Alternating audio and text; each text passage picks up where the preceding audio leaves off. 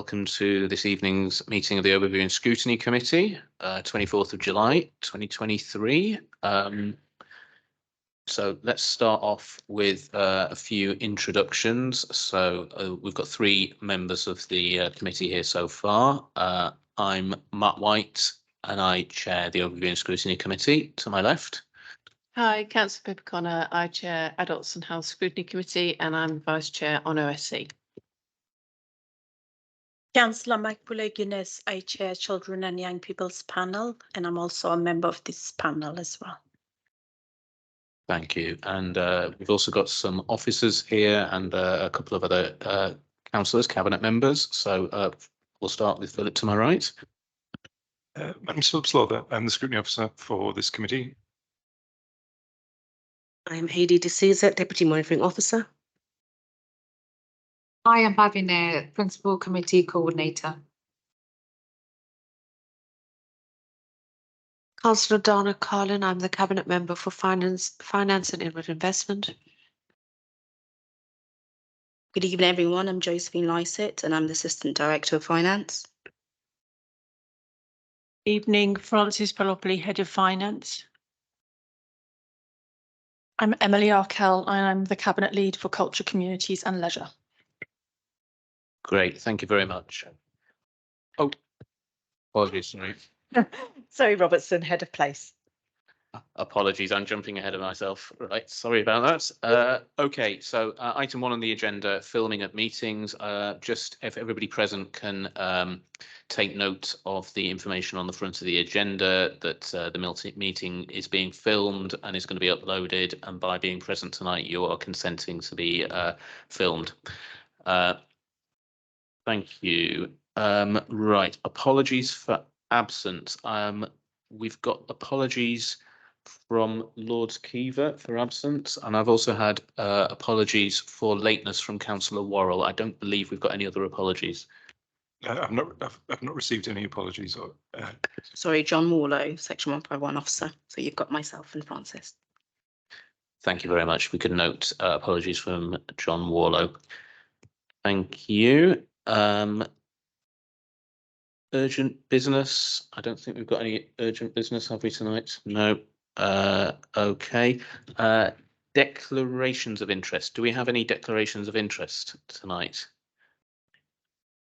I actually need to state something. I don't think it's actually necessary for me to state it, but just in regards to the report on leisure, I just want to note that I was a decision maker when the decision was taken over the use of the New River site regarding the loan that's mentioned in the paper. So just to say, just for clarification,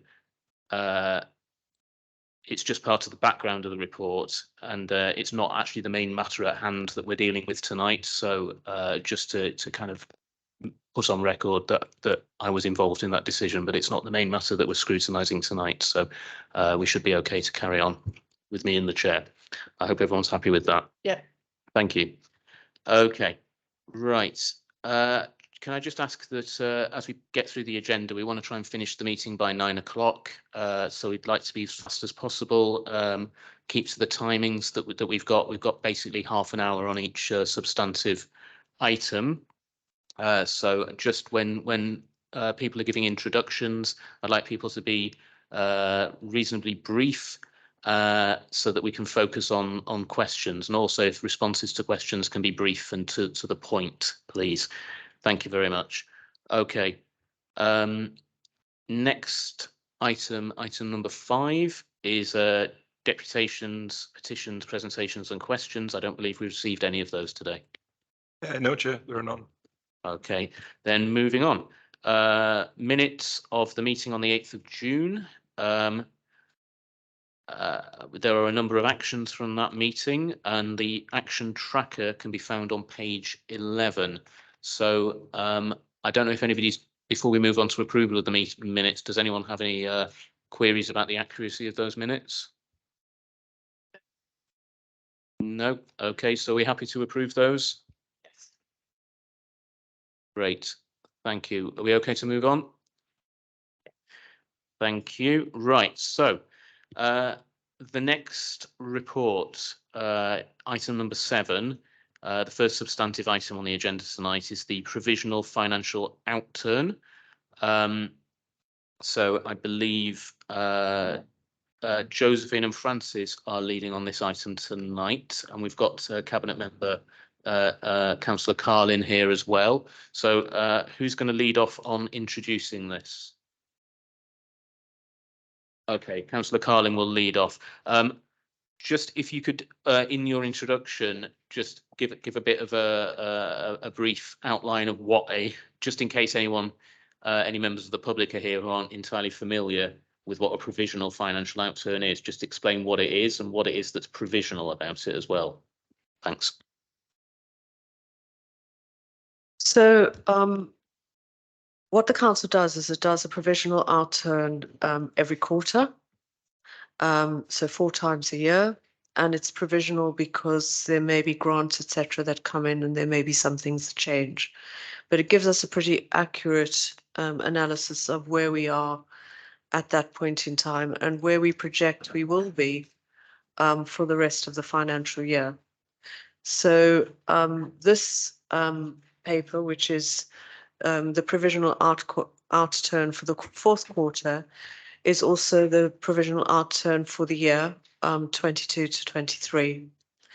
And what we found by the end of the year was that unfortunately we had an overspend of just over £16 million in adults and children. Now that overspend was being tracked through the year, so it wasn't unexpected. It went, you will have noted, because the other provisional outturns would have come, that the provisional outturn for Q2 was a similar figure, not quite as high. It dropped slightly in Q3, it went up again in Q4. But it was being tracked through the year, and our forecasts were pretty accurate.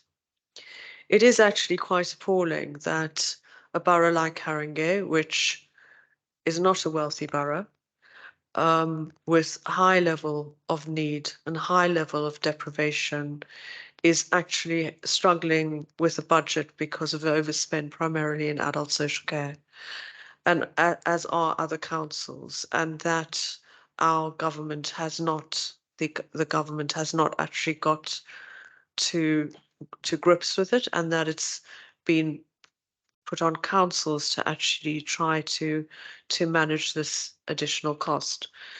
Because we were good at with prudent financial management, there was we were actually ended the year slightly under budget in terms of what we had predicted. So we didn't actually end the year with a deficit. We ended the year just under budget. We had smoothing reserves, etc., and we could use those. So we were not in a position that we overspent our budget. Where we overspent is on adults and children's. The issue for us going forward is that cost is not going down yet. However, our officers spent the past 2 weeks working extremely hard across the whole of the senior management team, down to, I think, even service leads, on what they call budget fortnight, which is looking at what officers are going to do to manage this budget going forward. They've done a lot of work, and they've got a lot of proposals which are still coming through to me in more detail. And so we're not complacent about the fact that we finished the year actually in budget. We are aware that we have this overspend in adults and children that we're going to have to manage going forward. And if there are any questions, I'm happy to take them. Thank you. Great, thank you very much for being brief. Yeah, that's quite a concerning picture. Can I just ask to start with, just looking at a table on in paragraph 6.1. I could figure out what page that's on. At the front of the agenda. There's 19 at the top of this. Page 19. Great. Yeah. Just so that we're all on the same page and we all understand what's going on here, because this table obviously is the overall picture. Can you kind of talk through what the columns actually mean? It seems to me like the first column is what we were planning to spend. The second column is what we actually spent.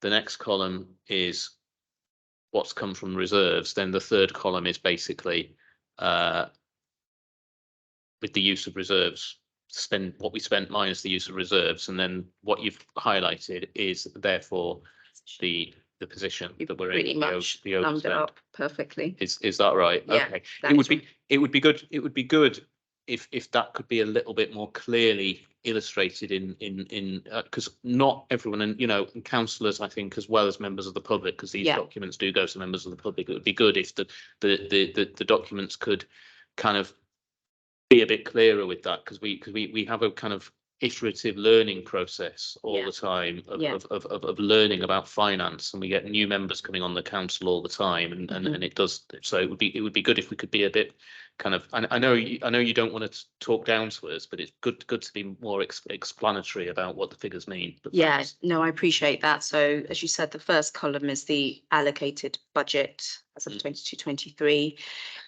We are required to identify what our outturn is before any transfers to and from reserve. So you can Yeah. see how much goes in from the reserve to kind of support the outturn position. Then we get to the revised outturn. Mhm. And then obviously the bit that's been kind of highlighted in yellow is the revised outturn to budget variance. And that's the key column there that tells us what our position is.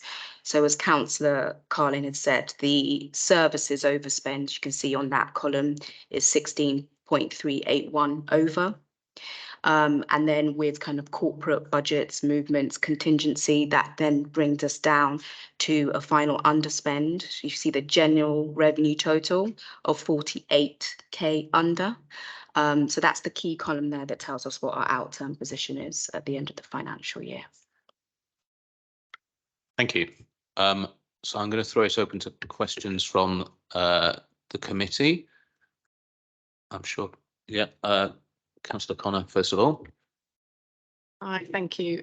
So I just wanted to clarify a few things in the report. So you talk about the about the statements of account, the statutory audit process, sorry. And it says that these are provisional until the conclusion of that audit process. In section 1.3 in the following report, so I know that there's this bit and then there was the next part of the report.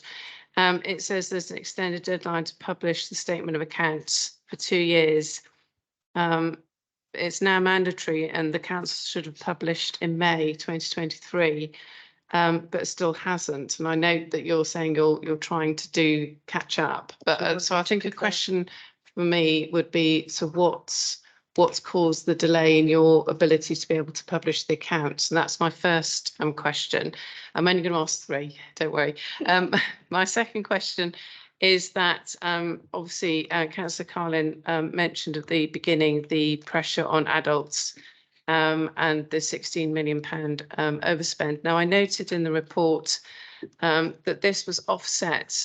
It says on 6.5 in the report, the main body of the report, that the offset of 12.8 million by using the collection fund smoothing reserve, which Councillor Carlin mentioned.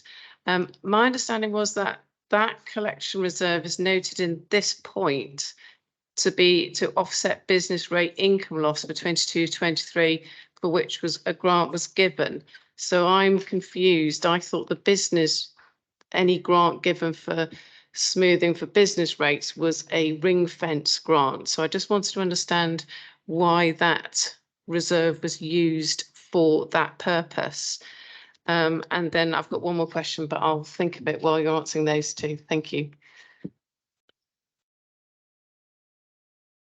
Right, I'll start with the delays in publishing the accounts. So our accounts, we've had delays in auditors coming in post-pandemic. Our accounts haven't been audited for about 2 years now. So there has been delays. It is a national issue. In terms of our role in not being able to publish, it's partly one of those issues that it's really difficult to try and close the accounts when you haven't had your opening accounts reviewed or audited in previous years, so it's quite difficult. We have had, because of having to do the kind of monitoring and the general kind of capacity in terms of the finance team, having to do the closing process plus monitoring when previous years haven't been audited is a challenge. The national issue in terms of auditors, just not having our auditors come in to have the capacity to deal with all the audits. There's a huge backlog that our external auditors are facing. So we are struggling in terms of kind of the engagement, and it has been escalated nationally in trying to get our auditors to come in and audit our accounts in a timely fashion. But it's something that we are working through. And if I could just come in, I received a letter. We received a letter on the 18th of July from the Parliamentary Under Secretary of State for Local Government and Building Safety, specifically about the issue to do with audits, not to do with us, went to all local authorities. Because what's happened is that the auditors are simply unable to or unwilling to actually to carry on and audit our accounts, and this is a national issue, so they're putting in place various measures, and they're committing an inquiry, but it is a national issue, and as Josephina said, that has meant that because we are not audited, we can't sign off. So that's the issue.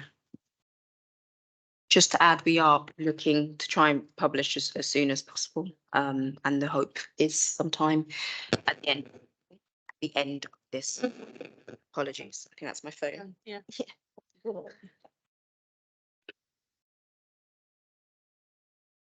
Question?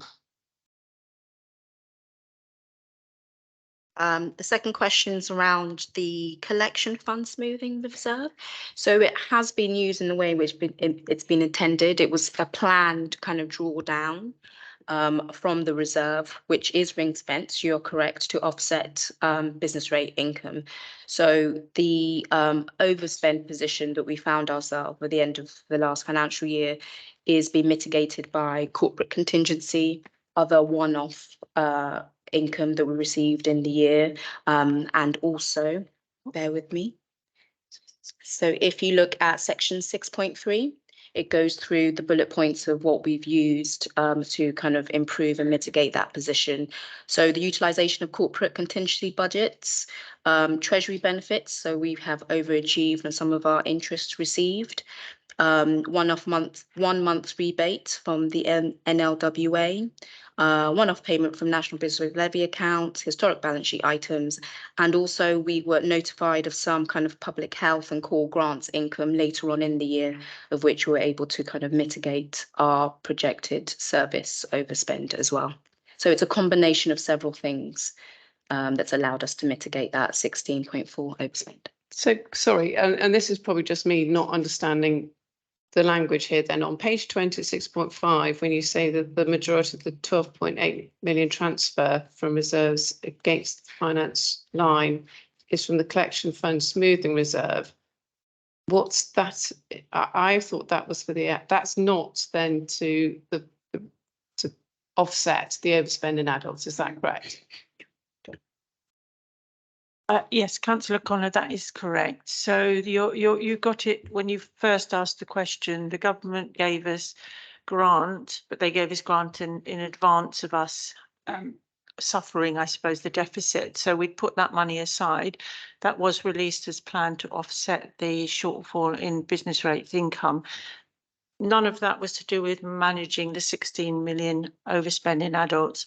We addressed that fortuitously and it's planned through those other items that is set out in the item of 6.3. I just wasn't clear. I think it's because it was such a close figure. Very confused, sorry. And okay, so one final quick question then, my third question is on reserves. So I understand from the reserve table on page 48, appendix 4, you've got a drop of the earmarked general fund reserves from 104 million approximately to 86 million. So has that happened in previous years where earmarked reserves have gone down? And I note concern later on in the report around sustainability of using reserves.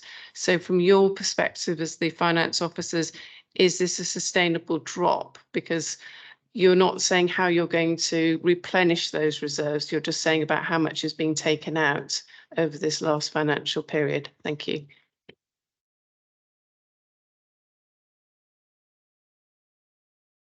Sorry, it's on page 48, appendix 4. Thanks.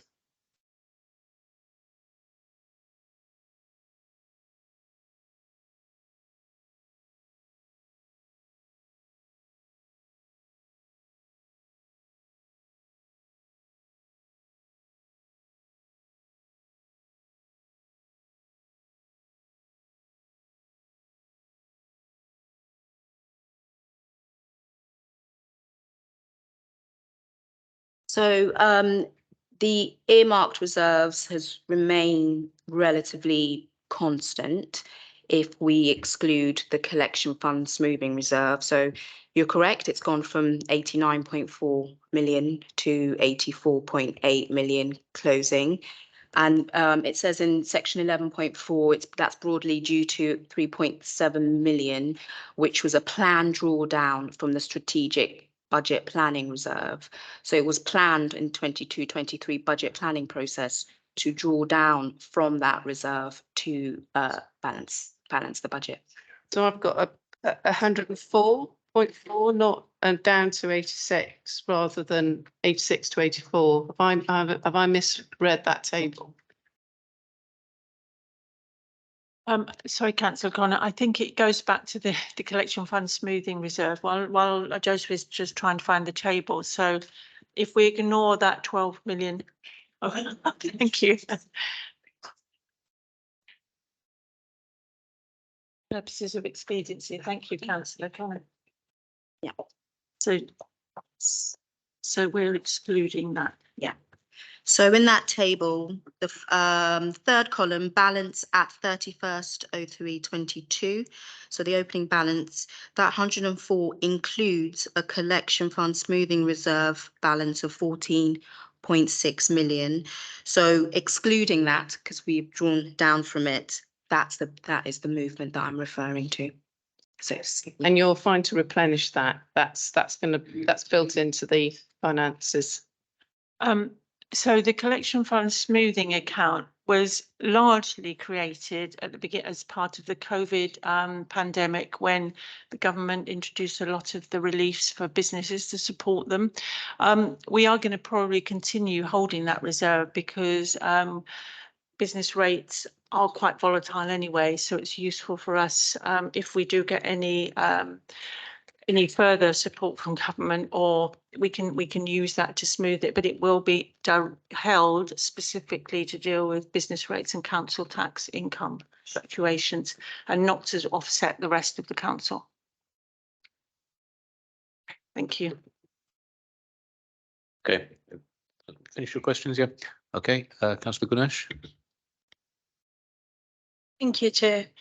I suppose, as you said, Dana, these are provisional kind of outputs. Like, what my question would be in terms of what are we doing to address this problem, and and also my second point, from the children and young people's perspective, I noticed that obviously the funding from safety valve is already built into, so that should basically reach, like, that service shouldn't use too much money because now it has its own kind of resources. What do you see, like, where do you see us at the end of the year? Like, by the time we are ready to do the new fundings, where do you think we could be potentially, or which areas are you looking to identify, I suppose, more resources, whether they're external grants, and yeah. Thank you. As I said, officers have spent the last 2 weeks hot housing and looking at a number of proposals, and have about 15 streams that they've been working through across the council at where they're looking for savings. What a budget is based on looking forward on a series of assumptions about the amount of the costs of things that are going to come in, and the everything that's going to come in and the costs that are going to go out. What they're looking at as well is not this is not just about budget setting going forward into our next budget. What officers are also looking at is how can we reduce costs now on the things that we can do now to actually reduce costs during the course of this year, because we can't wait until the end of the year to kind of see where we are, because it's not things like adults. What we're seeing so far is the cost is not going down yet, so we're still going to have that pressure going forward. We're not in the position of a section 114 notice at all. We're not there, but this is quite an important year for the council, for us to get a grip on our finances, and that's across the council, while lobbying for a fair payment for adult social care, because what's happening is that we do get these grants coming in, as the grant that came in late for children's and adults of 9.5, but it's not enough. It doesn't meet our needs.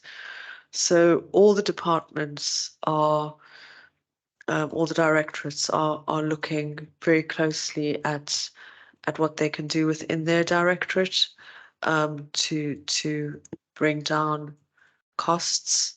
And obviously there are a number of streams within adults that they're looking at things that they're going to do. And adults at the moment also includes, one of our big pressures is temporary accommodation, which is sitting under adults as well. And we've seen an increase in costs because of that, because you just can't hire. We can't source accommodation in the private sector for homeless families that approach us. Very difficult at the moment. There's just aren't properties to rent.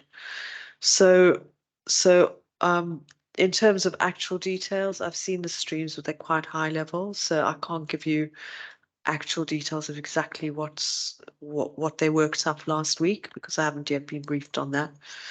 But it is obviously being taken very seriously. The thing that I'm also concentrating on is capital and our capital spend, because capital has a revenue implication, and that revenue implication is built into our projected spend over the next 5 years, and it's quite a lot. So we need to, especially with interest rates going up, we need to be really careful about about our capital spend, and make sure it's really delivering for our residents. And there might be some things that we do in the short term, medium term, and long term. So that's something personally that I'm looking into, because of the revenue costs. So it used to cost us, I think John said, between 30 and 40,000. That's right. Interest rates were between 3 and 4%. So it used to cost us between 30 and 40,000 per million that we borrowed annually to pay to cover the interest rate. It now costs us between 50 and 60 or 60 and 70. It's about doubled the actual level of interest rates, plus even the 30 to 40,000 per million is a lot when you're talking about spending tens of millions. So the revenue implication of that, it's not free money for us to borrow, because there's a revenue implication in terms of our services that we're then just going to be paying an interest rate. So for me personally, it's something that I'm looking at very closely.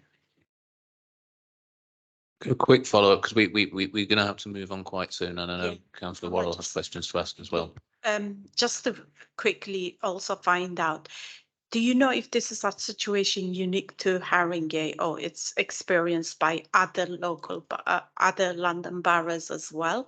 So if that's the case, then jointly, is there a plan to how do they raise this with government and trying to bring more resources? Because otherwise it's quite a big risk for all the local authorities. Yeah, we're not, as the report says, we're not unique here in terms of adults and children's pressures. Other local authorities are identifying pressures in that area. They're also identifying pressures in temporary accommodation as well. And also just to kind of add to your point, you touched upon the DSG and the kind of the overspends there. That is obviously seen as a separate kind of fund, of which, as you know, that we've entered into the safety valve programme, and we did receive some funding front loaded in 22-23 to help mitigate our deficit. So in terms of the outturn, I think the outturn in-year outturn overspend was about 3 million, which is the planned and agreed DFE outturn with Haringey as part of that kind of 5-year programme. So we are on course in regards to the DSG overspend position. Thank you. Councillor Worrell. Thank you. I have 3 points. My first point is that I understand from the report that obviously the majority of the overspend in adults is to do with service demand and inflation and everything, but there is also some savings that were supposed to be made were not achieved. And I just wondered, the people present might not be the best place to answer, but why those weren't achieved, and were they kind of realistic in the first place, and how can we sort of learn from that in future budgeting? My second point, this is just a point of clarification for a non-expert. So on page 21 at point 8.2, regarding council tax, for example, so obviously we've exceeded our target collection target, but we're still in deficit. And the same goes for our collection of business rates, I think. And I just wondered if you could explain why that would be when we've kind of done better than our target. And then my third point was just on debt collection and the 20 million that's been written off. I understand that obviously if you've exhausted all avenues, there's not really much else you can do. But again, I just wondered, is there anything we can do as sort of future strategies to avoid getting in that position? And with the 3 debts that were over £50,000, I don't know how much you're able to say about the nature of those debts. Are we looking at kind of, residents who have, for some reason, have not paid their rent or taxes and just cannot pay? Or are we looking at something a bit more, someone who's kind of deliberately avoided it? Yeah, those are my questions. Thank you. So I'll come in for the first and ask colleagues to come in for the others. So the first question was around, were savings realistic targets for the departments that are currently overspending? I think at the time of kind of budget setting and putting proposals forward, departments do sign off the proposals and the saving targets that are put into the budget. I think with all things, things progress through the course of the year. You know, as you know, cost of living crisis, inflation, providers are asking for increase in their kind of provider rates because they are feeling the impact of, you know, increased costs themselves. So the budget is set based on the information we have at the time. And as we move through the year, the idea is to kind of monitor delivery against those savings targets. What we have done in terms of the 23-24 budget is what we've done is we have remove some of those savings targets that weren't actually deliverable in 22-23, or we have reprofiled some of those savings so they can be delivered in future years. So we have addressed that, and we've tried to kind of mitigate against that in the 23-24 budget. But as with all things, things always move on.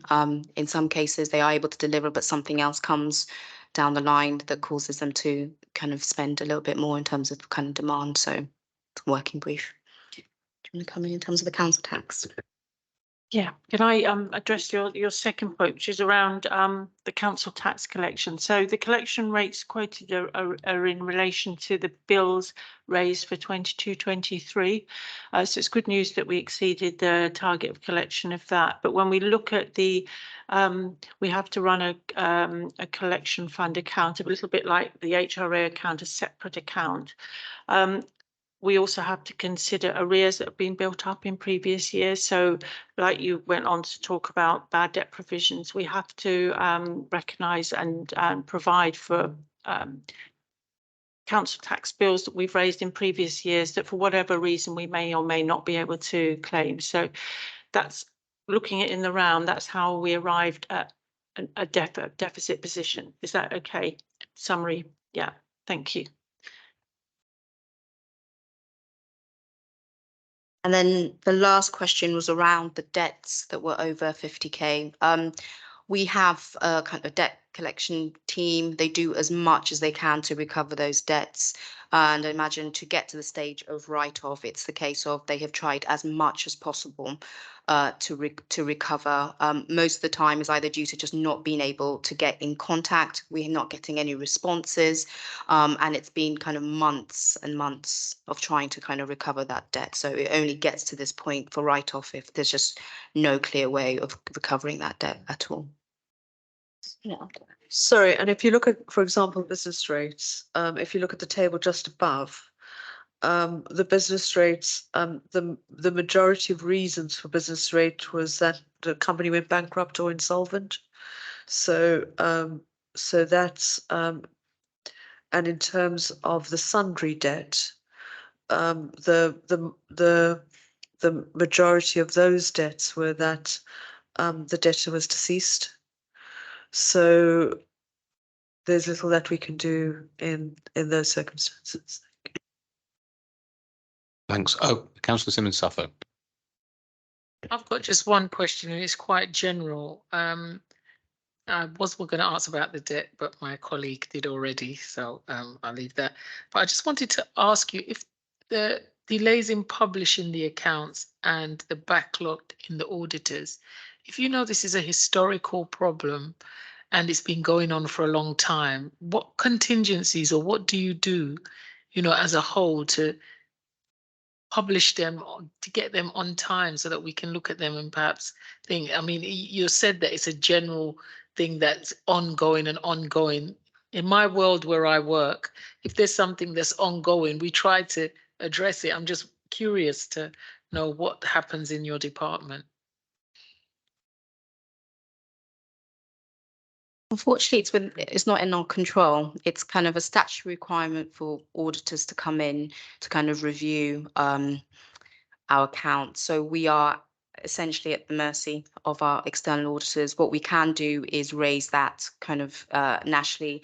And in terms of working with other local authorities that are also in this position and kind of just ensuring that people are aware that the auditors aren't doing what they're supposed to be doing. I do think that it's also a capacity issue with our external auditors. They do not have the staff, to be honest. And we have been dealing with several different kind of contacts, to be honest, over the past couple of months.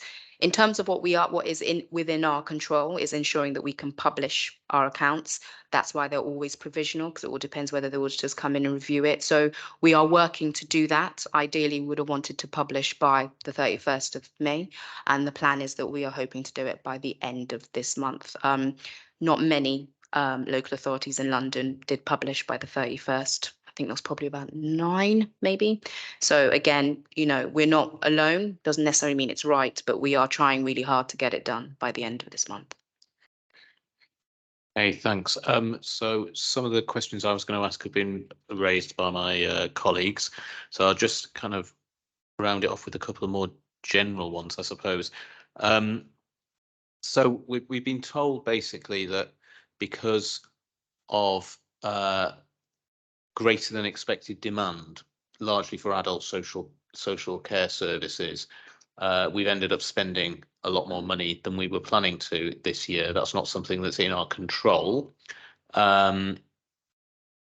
We've managed to kind of plug that gap from a number of sources that are kind of one-off sources. It's good to hear from Councillor Carlin that we're not anywhere near the point of not being able to balance our books at the moment. But I suppose my question would be, given that these pressures, as it states in the report, seem set to continue, how long is it going to be that we can hold out like this? These sources of one-off sources of funding, can we find more of them? How are we going to plug this gap? Because my understanding is that 2/3 of the budget goes on these, more than 2/3 of the budget goes on these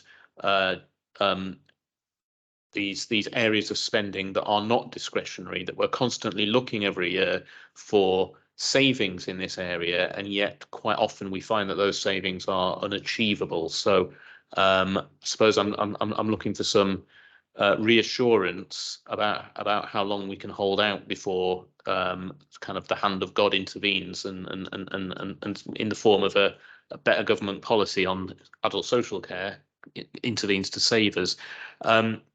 Secondly, and linked to that, this council froze the level of council tax for a number of years. I think, was it 7 years prior? It was quite a long time, until about 2018. So I wonder if officers could give us a kind of overview of the impact, the continuing impact that's having on our finances. Would we be in a better position if that hadn't been done? And just on the capital stuff, obviously it's concerning to hear that some of our capital programmes might be under threat from this. I just wondered if we could have a little bit more detail about that, and particularly on our house building programme. Are we still in a position to continue our house building programme and our commitment to build 3,000 council homes over 10 years? Thank you. If I could take the last one first. We've already got kind of 2,000 council homes kind of on starting and on site. So we well within the within the ballpark of keeping to our commitment for the 3,000 over the 10-year period. We don't yet know what Office has been asked to do is obviously to put in the new interest rate in terms of viability, and then to make sure that schemes are still viable going forward. So that work has to be done, and various things will have to be done to make sure that things are viable. Projects may need to be tweaked, etc., to make sure things are viable going forward. But you know, we're one of the few boroughs. Nobody. I mean, this month's Inside Housing magazine, for example, is how do authorities cope with this increase in interest rate? That's That's the heading of the magazine. This is nationwide. This is what everybody's having to cope with. And it's not necessarily about stopping. It might just be some things have to pause until interest rates come down a bit. But we've got a lot of properties that are already being built and coming forward. And that's going to put us well on the way. In terms of adult social care, one of the things that's being done is that historically in Haringey, we haven't received the correct amount of money from the health service in terms of continuing care. We receive much less, people will know this, much less than other boroughs, and we haven't necessarily historically been that robust because our residents need care. So the NHS doesn't pick it up, we pick it up. And what officers are doing is being much more robust in those arguments with health, and making sure that that where there's care that should be funded by health, that health actually do fund that care, and billing them, and having very, very robust discussions about making sure that health does pick up what they should be. In Haringey, we get a much poorer settlement from health than a boroughs such as Islington and Camden, which is completely unacceptable. So there are a lot of streams within adults to actually reduce the spend, and within children's to reduce the spend. Some of the things are invest to save. I'm sure you've heard Zena talking about how we desperately need to open more children's homes and provide specialist provision, hopefully within borough, instead of sending children out of borough to homes that are run by private equity companies for a profit. So there's a lot of work being done around it, and we just need to make sure that we continue with that work. Thank you. Was there another question, or was that two? I answered the last one and the first one. They're all coming. Yeah, you're coming. Yeah, just wanted to add to the point that, as Councillor Carlin said at the beginning, that the time is now really to kind of identify the measures to address the pressures. So you're absolutely right. The outturn position is not where we want to be, and the likelihood that that will continue into this financial year in terms of those pressures are high. We are doing work to identify what that looks like in terms of Q1. So the Q1 position would be presented sometime, I think, in September, and the measures that Councillor Carlin's talking about in terms of officers articulating what we can do to address and bring that down will also be shared at that point as well. Another thing just to note is that in terms of the delivery of savings, as I said, some of the savings that weren't delivered last year, some of them have been written out of the 23-24 budget. So we have addressed it in terms of the non-deliverability of those savings, but also to say that there's going to be a new programme and performance management regime around savings that will be implemented by Jess Crow and her team to provide that kind of corporate insight and high level engagement on delivery of those savings plans. So that's one of the kind of measures we're putting in place to ensure that we are monitoring, articulating what's being delivered in terms of savings. And just point to the council tax. Yeah, so I think it was about 8 or 9 years that the council chose to freeze council tax, and obviously that has had an impact because it's just a compounded. I don't have the figure at the moment, councillor, though. So, but you're right, we would have had more income into the council. But we're talking potentially in the similar figures to the figures that we're talking about that we're looking for now, right? Or even greater potentially. I think they were sizable. We can investigate that if you'd like us and share that. Yeah. Thanks. Yes, please.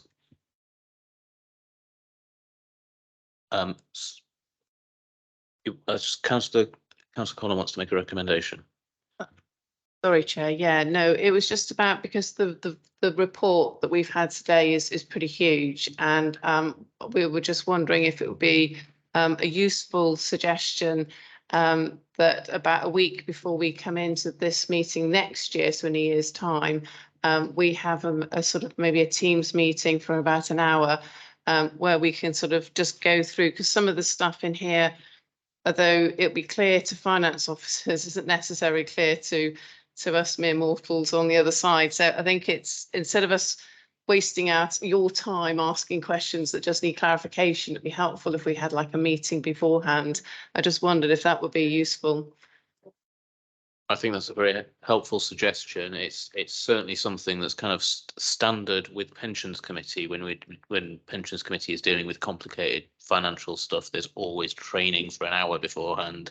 People can ask questions in outside of the public meeting. So I think, yeah, I think we can agree to that recommendation. Yeah. Yeah. Thanks. Councillor Gunesh. Another recommendation would be obviously this report and the, you know, what's in this report going forward. I think we really need to be briefed, like we need to have another paper just to find out what the situation is with the finances before the budget setting. So I would probably recommend that maybe like an update in our next meeting, just to say where we are at and how we are progressing. Well, you will get the first quarter in September, so that's going to show us where we are. So that will be the kind of update, with, as Josephine says, with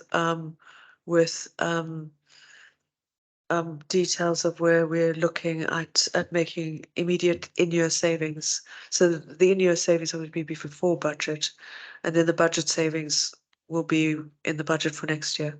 So that should be coming forward in September. So it should kind of match your meetings almost, if they're quarterly, but it doesn't quite, because all your meetings are kind of squeezed at the beginning of the year. And absolutely, the Q1 position will always inform next year's budget and where we are. So yeah. So this Q1 report, that will cover the first 3 months of the financial year of April, May, June. That's correct. And we'll get that in September. Does that fit in with our meeting schedule, Philip? Yeah, so our next meeting's in October, so. Okay, so maybe we can add that to the work plan for our next meeting then. Yeah, if it's not already there. Councillor Connor. Sorry, very quickly. I know I keep asking, but we are supposed to be getting as chairs the quarterly reports to chairs on finance, performance and risk. I think I'm a broken record at the moment saying this. So we're just looking to officers to get some dates in for all the chairs, so we can all be briefed on our specific areas. And that used to happen pre-COVID. It's just really asking for that to be reinstated, and it was agreed at the last meeting when I brought this up, but I just note we haven't had any dates, and I don't think any of you have had dates in the diary. Okay, so none of us have had dates in the diary, which is tricky because we need to get those in so we don't start clashing with other meetings. Thank you. Sorry, Chair, I was just I think there was an action for myself at the last meeting. So I have had dates from officers for the 3 relevant services. So I will get them over to you as soon as possible in terms of a table with them all in. Thank you very much. Okay, thank you. I think we've finished our questions on this item. Thank you very much for coming tonight. We now move on to the Q&A with the Cabinet Member for tonight, who's Councillor Carlin.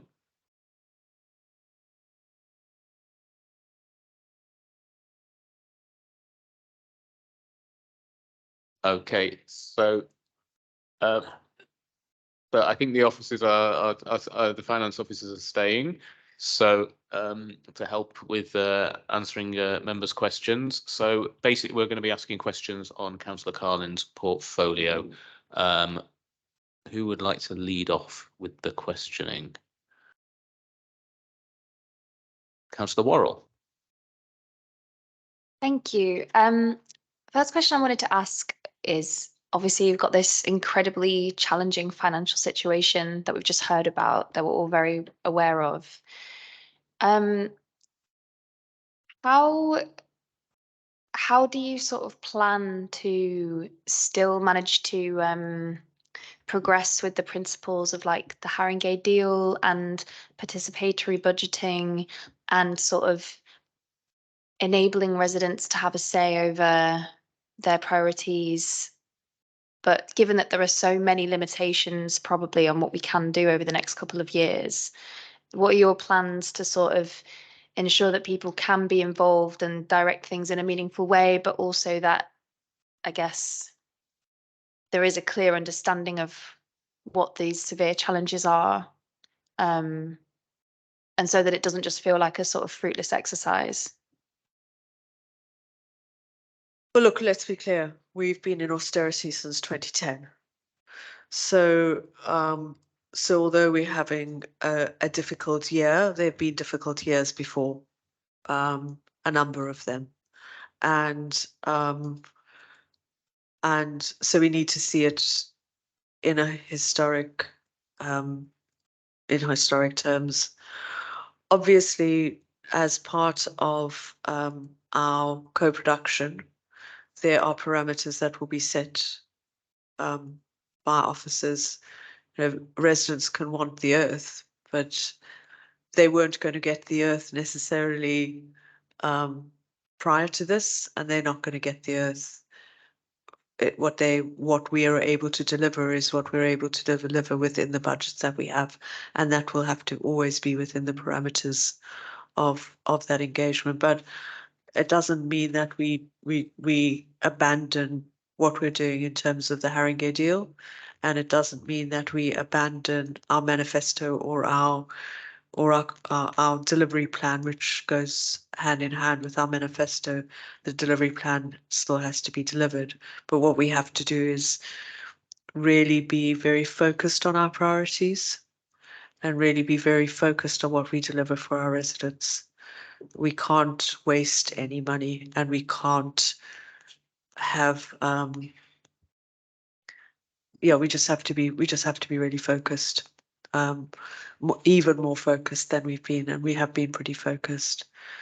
So I don't think that's necessarily that we're not going to stop. That's not the issue. But we just have to focus on what we're doing. There may be some things that pause slightly. Interest rates will start dropping. They won't drop down to where they were before, but we're still at, really at the peak at the moment of interest rates, and they will, because interest rates are feeding into inflation and are feeding into the cost of living crisis and everything else.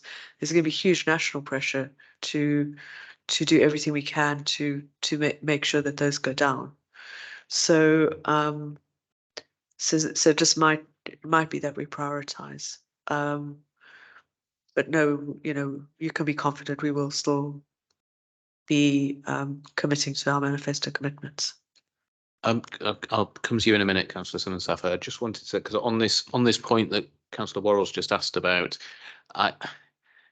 you've got under your portfolio, you've got participatory budgeting, and I have to say that having asked both of your predecessors about what they kind of intend in terms of participatory budgeting and how it fits into the wider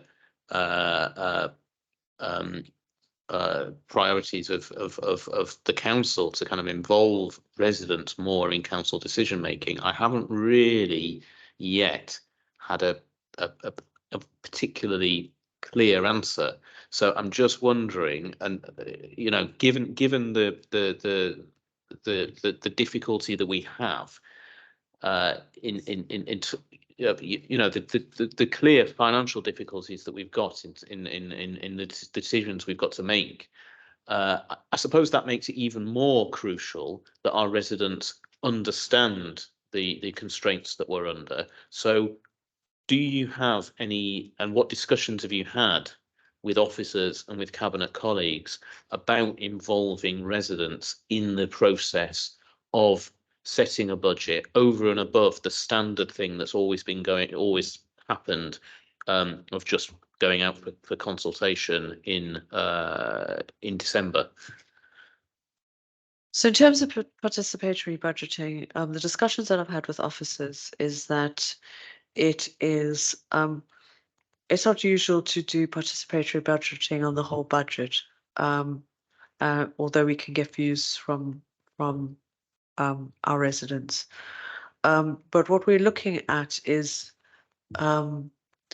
there are things such as SIL monies, which at the moment residents are not given any say in how that money is spent on their local SIL in terms of so what we'll probably do is pilot on something slightly smaller such as SIL.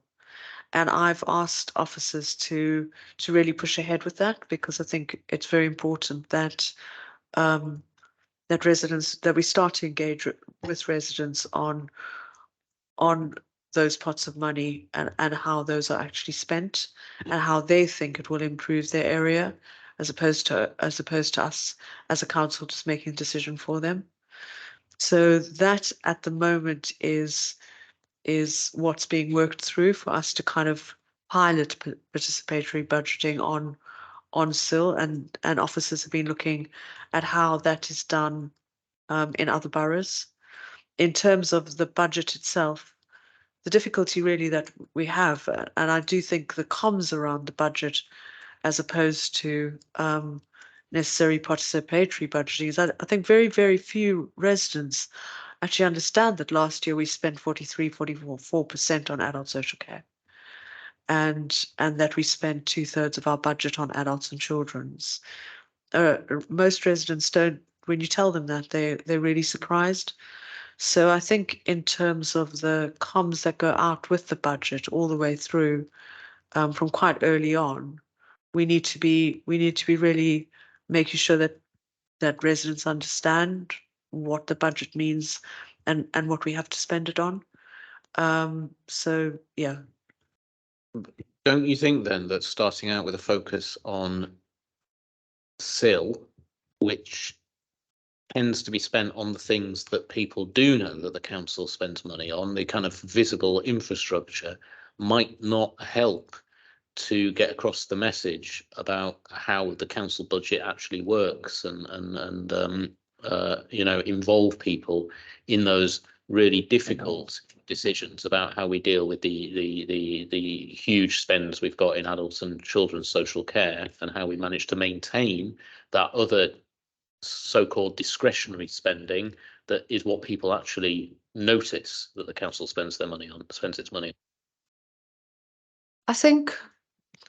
I think yes, but I think that as a council we've got to start somewhere, and I would like us to, because as you've said, it's been something we wanted to do and hasn't been delivered so far at all. So I think moving forward in terms of how we deal generally with budgets and working with our residents, we could, as an end point, yes, I think I know that other boroughs do ask people to make decisions on surveys and things like that, and a little bit more than we do.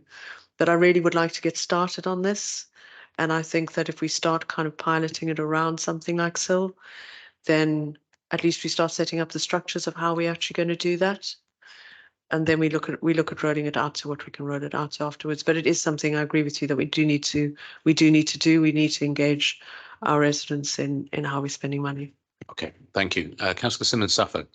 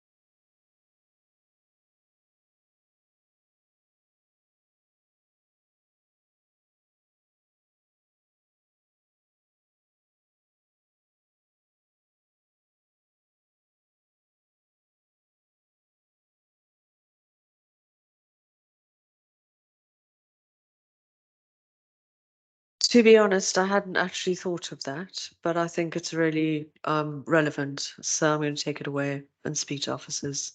I think I know the issues, I know the issues, and we, it is being taken seriously at a corporate level. I know that there are a number of officers who are working on a program for community safety because we do have problems. I completely agree. I mean, personally, not as a cabinet member, I'm seeing it in my ward since they closed the police station. We're seeing a big uptick on the estates in my ward. So I think, but I think asking, I need to find out from, I need to find out from my fellow, because it's not my portfolio, so I'm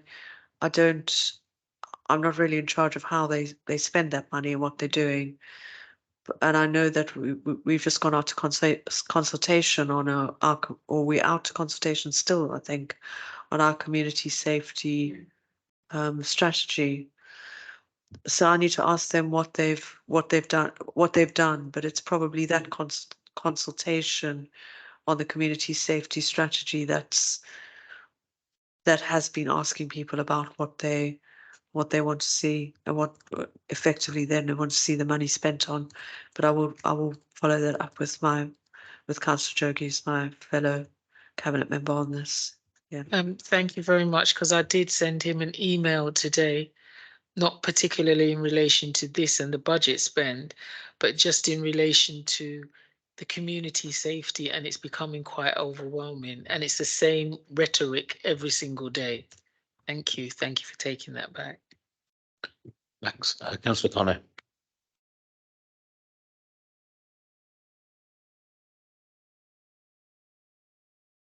Josephine has pointed out we also need to be clear whether the underspend is ongoing or whether it's just something that was in this report. So we'll take it away. Thank you. Hi, yeah, a few questions for myself. So it's already been highlighted quite a lot tonight, and for obvious reasons, about the pressure on adult social services. As the chair of that panel, you'll know that I'm particularly interested in this.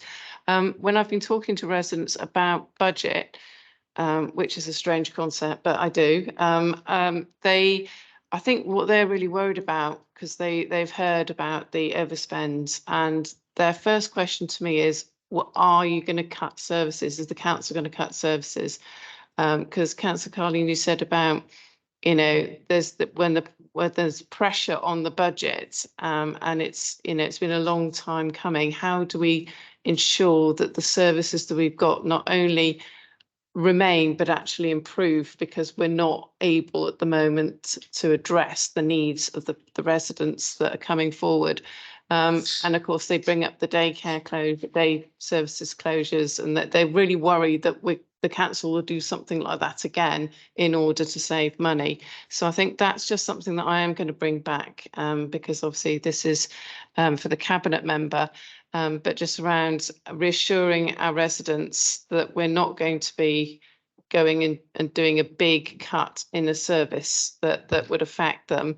The second question I've got is around the actual scrutiny. So when we get the scrutiny and we get the savings targets, and we'll all get them as chairs, and our panels will go through them in fine detail.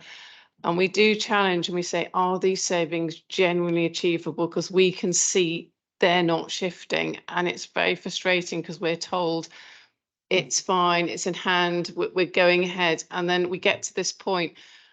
It feels like I'm in one of those loops that, is never ending. And it's how do we sort of ensure that when, as backbenchers, we're all here to try and work out the best and just be supportive, but we're trying to sort of also be that critical friend and saying, look, is this saving really going to happen? But we never really seem to get any feedback that it's been taken on board and there's going to be a genuine, it waits until we get to this point and then everyone goes, oh, okay, that didn't work. And we're like, okay, so it's I think my question to yourself, Councillor Carlin, is what can we do within the scrutiny process that allows genuine questions around savings that just generally don't seem to be going anywhere?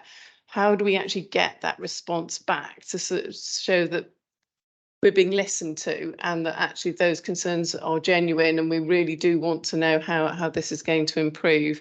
So that's my second question. And then the final question is, I've heard a lot about coming back again to residents' engagement. And I'm saying that it sounds a bit like residents' engagement. We're engaging with residents to tell them what we're going to be doing rather than asking them to co-produce, which is what this new whole process is about. So I think when we're getting that information back, I think it's already mentioned by Councillor Warren and Councillor White tonight, but I think that really understanding of that co-production part, because again, it's just keeping residents feeling like they own something, and whether it's about communities or something else that they're passionate about, but how do they actually actively change and help make decisions, not just that we engage with them and tell them what's happening so that we know that they know what's going on. That's quite a different, it's a hard leap to go to that next level because it's quite scary to do that. But I think just in that part, I think it'd be really helpful to understand how that's actually gonna happen in any of the projects you're going to go forward with. Thanks. I don't think necessarily that looking for value for money and looking at how services are run and how we need to, so for example, in adults get more money from health, etc., necessarily it has to be a cut in services. It can be that we're doing it slightly differently and maybe even slightly better. So I think that that's what officers have already been tasked with in the last 2 weeks, is how do we do things better? Hasn't been a matter of what can we just cut.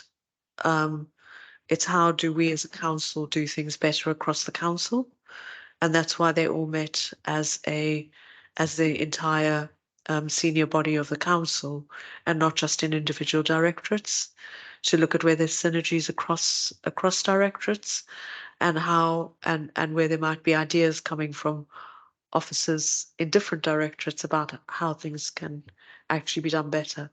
So so I don't think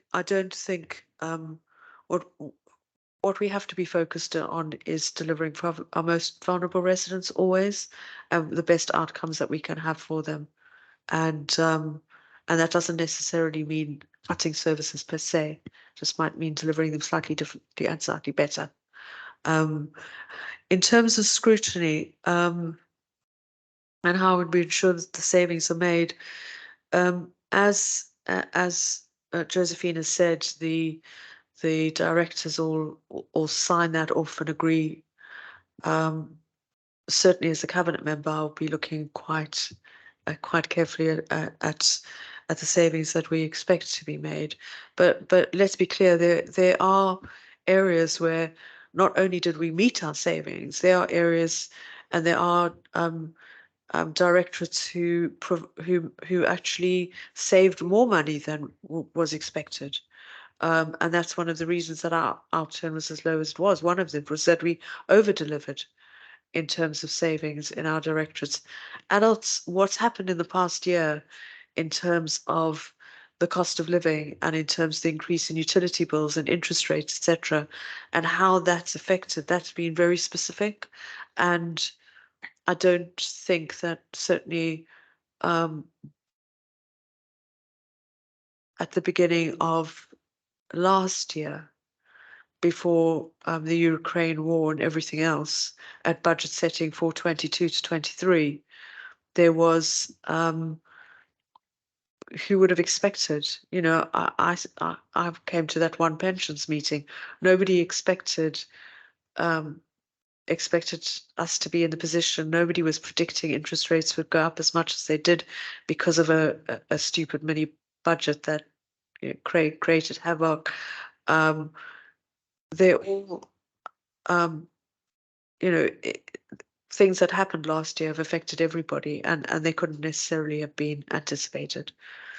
In terms of resident engagement and co-production, it is happening on a very different level now.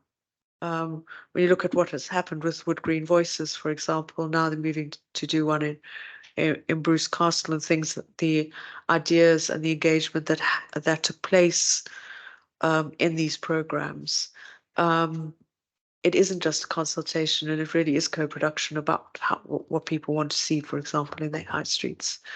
So that is starting to happen. That shift to proper co-production across the council, and it is very different to what's been before. Thank you. Councillor Worrell? Thanks.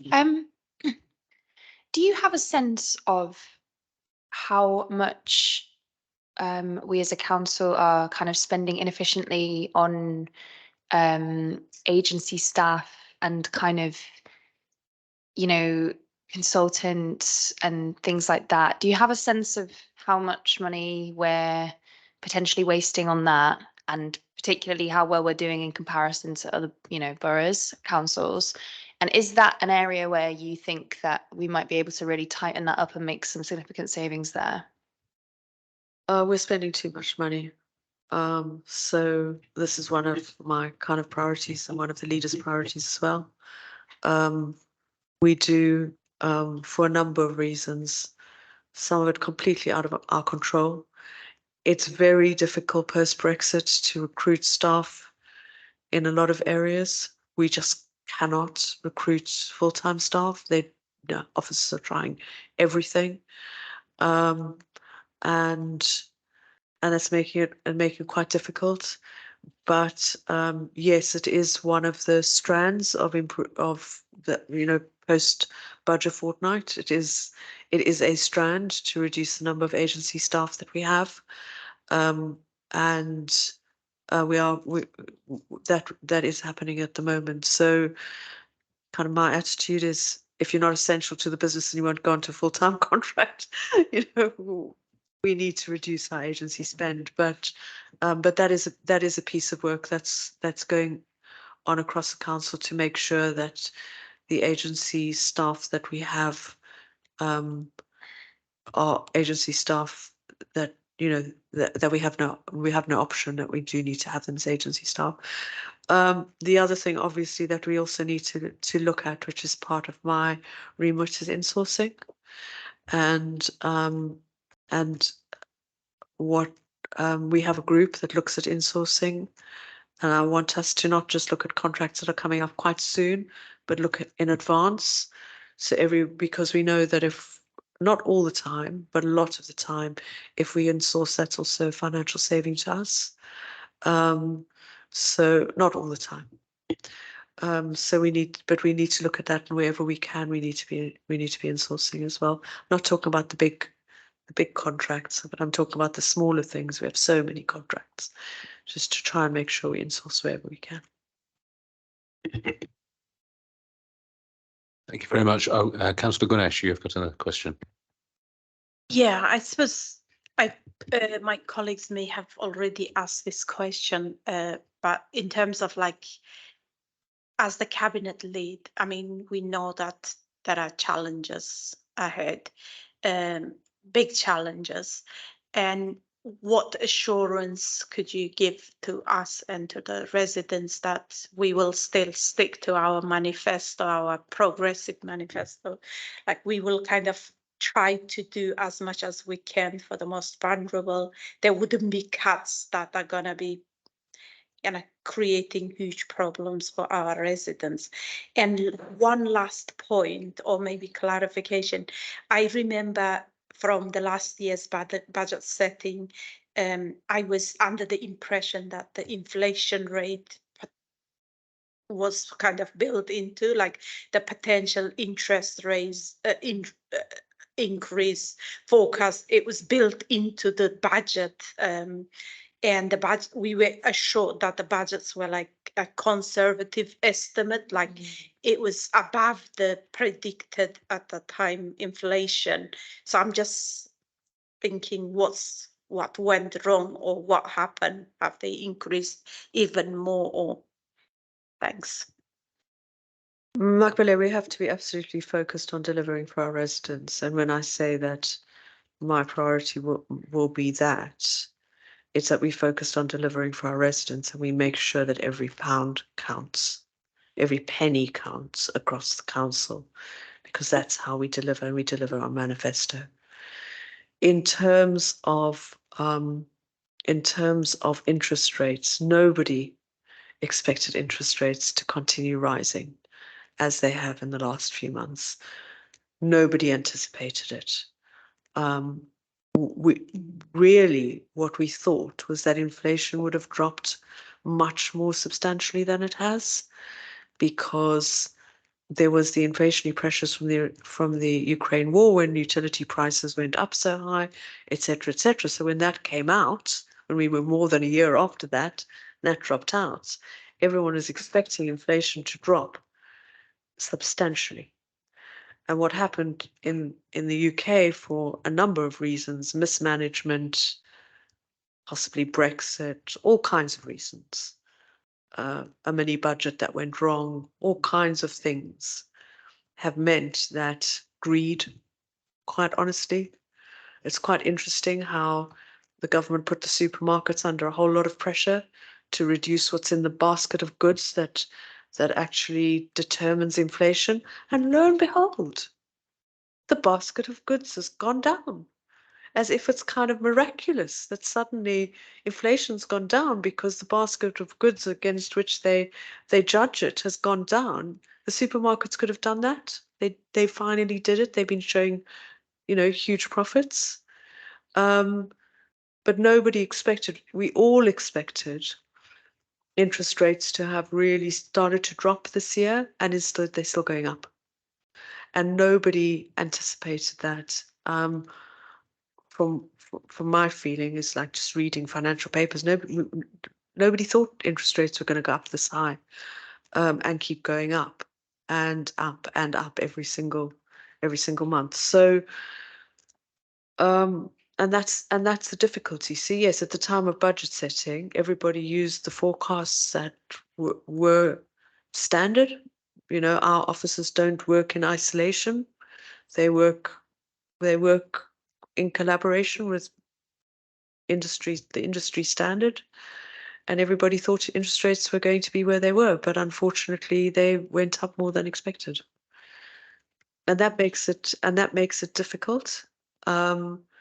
And that's why we have to put those interest rates into what we're doing to make sure that everything's viable. Because what we can't do is risk the council. We can't risk the council. We deliver for our residents the very best that we can because we care. And that has to be at the forefront of what we're doing. But if we risk the government having to come in and take over the council, that's not something that we can do. Okay. We have to keep strong. On that note, if nobody has any further questions, I think we can close this item. So thank you very much, Councillor Carlin, for coming in and answering our questions. Thank you very much to Francis and Josephine for coming in. Yeah, you're free to leave. Although, of course, if you want to stick around for the rest of the meeting, you're free to, as is anybody. So thank you very much. Thank you. Okay. So we're now going to move on to the next item, which is item 9, leisure update. Zoe Robertson, I think you're going to lead off on this one, are you? Thank you. Thank you, Chair. Good evening, everyone. I think you'll be pleased to see my report is significantly easier to digest than the other one. So just as an introduction, you'll note that we had a paper to Cabinet just a couple of weeks ago regarding a decision to reconsider the provision of our leisure services in the borough. So we wanted to give you some background to that contract and that service, and just to talk to you about how we've got to where we are now. So leisure services are provided by Fusion in the borough. They run 3 leisure centres. We have a swimming pool at Park Road, one at Tottenham Green Leisure Centre, and a small community gym at Broadwater Farm. And then we also have the New River Sports Centre, which we took in-house from Fusion or just a couple of years ago now. So the Fusion contract has been in place since 2012. It's a 20-year contract, so we're just over half the way through that. There are no break clauses in the contract, but there is a provision that the contract can be broken by either 12 months notice or a mutual agreement between both parties. So just to reflect backwards, when the contract started, the performance was good. We saw investment go into the leisure centres, nearly £15 million worth of investment, and correspondingly we saw participation rates go up and up year on year. So pre-COVID, we had over 1 million visits a year to our leisure centres. So that was a really positive trajectory at that time.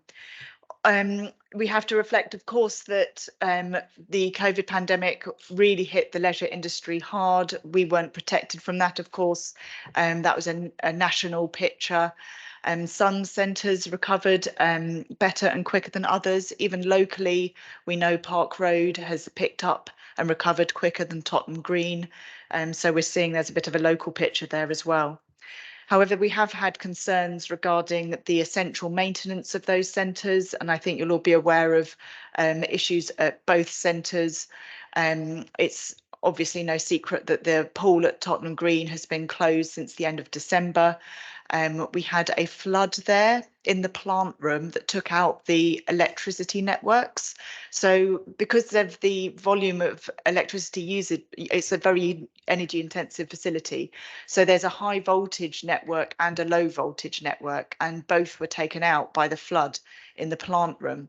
So the pool has been closed, and as you'll know, at the beginning of the year we also had the library and the customer service centre and the nursery at Marcus Garvey. They were all closed as well. So once we were able to engage the low voltage power network in April, at least the dry facilities in the leisure centre and the library, the customer service centre and the nursery were able to reopen. But we're still tendering for works that will enable the high voltage system to be reinstated. And they're really complicated works. It's UK Power Networks, or they're the only people who are able to go in and touch this stuff. So it's very technical works. We won't know until those tenders are back how long the programme of repairs will be, but it's likely to be several months. And once the high voltage is reinstated, we'll then need to retest all of the equipment that has been offline for so long, because of course some of it may have seized up during that time. So we can't give a date at the moment as to when that service is going to reopen, and we know while it's closed that we're not able to provide swimming in that part of the borough, and also it's impacting our school swimming programme as well. So we're very keen to work with Fusion and the power companies to get that reinstated as quickly as possible, and that work is going on at the moment. And during this year as well, we've also had issues at Park Road, and we've had closures there as well due to the hand dosing of chlorine into the pool, due to some other technical issues regarding that as well. So we know it hasn't been perfect at either centre. So I think given the sort of the overview I've just given there, and there's more detail in the paper, you can see that we thought actually stepping back and also knowing that strategically we want to review our physical activity and sports strategy as well, that we're in a good moment now to step back and actually review our leisure services going forwards. Thank you very much. So I'm going to start with just 3 questions of clarification, first of all. Paragraph 2.13 at the top of page 3, it mentions numerous options appraisals that have been carried out in the last 3 years.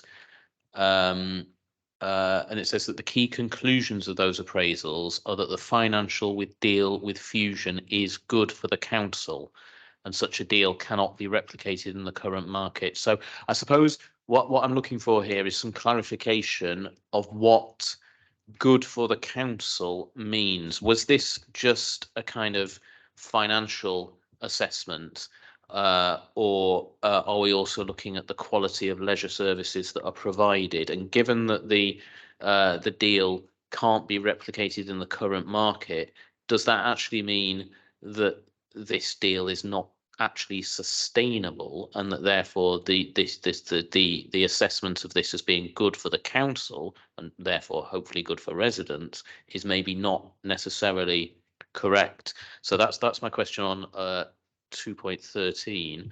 Then paragraph 3.7 on page 4, it mentions a search for the source of the water that's leaking, but it doesn't mention the source yet being found. So has that source been found yet? That's quite a simple question, I think. And then the next paragraph, 3.8, just on the high voltage and low voltage electrical systems, just maybe a little bit of information about what actually runs off each of those systems, because the low voltage has been restored, the high voltage hasn't. So what is it that runs off the high voltage system that can't be put back on yet? Sorry if that's slightly too much detail, but I thought that was useful information to know. I'll do my best to answer. So I think we have to recognise, in terms of your first question, in terms of what's good for the council, that the leisure industry has changed dramatically in the last 10 years. We now, for example, have budget gyms that operate widely. Not many facilities will operate a pool. They're very expensive to run. They obviously have health and safety risks, as we've witnessed in our own borough, and they require a lot of personnel, where a budget gym can be open 24/7 and it's not even got a person in there. It will just be, you know, remotely operated by CCTV. So we're yeah, the sort of leisure services we'd want to run and provide in the council are very different to the sort of budget competitors who are out there also operating, and are very popular for many reasons, of course. So I think we just have to recognise that when we talk about what's good for the council, we were able to strike a good financial deal 10, 11 years ago, and the market is just very different now. So we were reflecting that, of course, we'd always want to get better performance for our services. And I think we also have to recognise that a lot of staff were taken out of our leisure centres during the pandemic as services were scaled back. And that then impacts, of course, the number of people on site to do cleanliness checks, to do essential repairs. And it's just not affordable to run the centres with the same level of staffing that the contract started with. Are you happy for me to just go through each of your questions in turn? In terms of the source of water, we've had the water tested in the plant room, the water that, having dried out the room, we've had further ingress of water, and we've tested that water coming through, and we believe it's fresh water. So we're still working with Thames Water to try and work out how water is getting into that facility, but we believe it's fresh water, so not from the sewerage mains, for example, if that helps. In terms of what's high voltage, I can't claim to be an expert on this, but the pool itself, of course, is very energy intensive because you're heating a vast amount of water and keeping it at, at that comfortable temperature. So I think the high power voltage network, and Andrea will wave at me drastically if I'm wrong, is connected to heated and maintaining the circulation of the pool water. Circulation, there we go. I'm just about there. Great, thanks. Okay, I'm going to see if my colleagues have got any. I'm going to go to my left first. So, oh, okay, sorry. Councillor Simmons-Sappho first, then. Thank you very much for the update. There's many questions that a lot of us will have to answer because we're here on behalf of our constituents, and they have raised many questions with us about the leisure facilities that are non-existent for the best part, and when they are existent, they're not up to scratch. I'm concerned more than anything that the schools are not having access to the swimming pool. You did allude to Tottenham Green not picking up as much as Park Road, and that is manifest in the health inequalities experienced by global majority people. And in N15, there's a high concentration of Black and global majority people living in there, and they haven't got the money for it. I'm concerned because personally, I have a child who's SEND, and he requires the use of the pool to learn how to swim. It's a lot. It's not nothing to do with leisure. It's about life saving. There are children out there who are on the autistic spectrum who are attracted to water who could die, and they need to learn how to swim. And I want to know, when is this pool going to be up and running so that we can meet the needs of our community? And it's a very direct question. Thank you. Thank you, and we do share your concerns, and we've been working with Fusion and Thames Water, relentlessly since December to try and get to the bottom of the issues and to work through a tender package to make sure that we can get those works reinstated. And they're just really complicated works, and it's likely that they could take, as I've said, several months to put into place. So realistically, looking at where we are in the year, it could be later this year, end of the year, before we have those facilities open. And we know that that isn't satisfactory, and that a lot of people are really missing those facilities in the local community. And I want to stress that we are working with our parties as earnestly as we can to get that done as quickly as we can.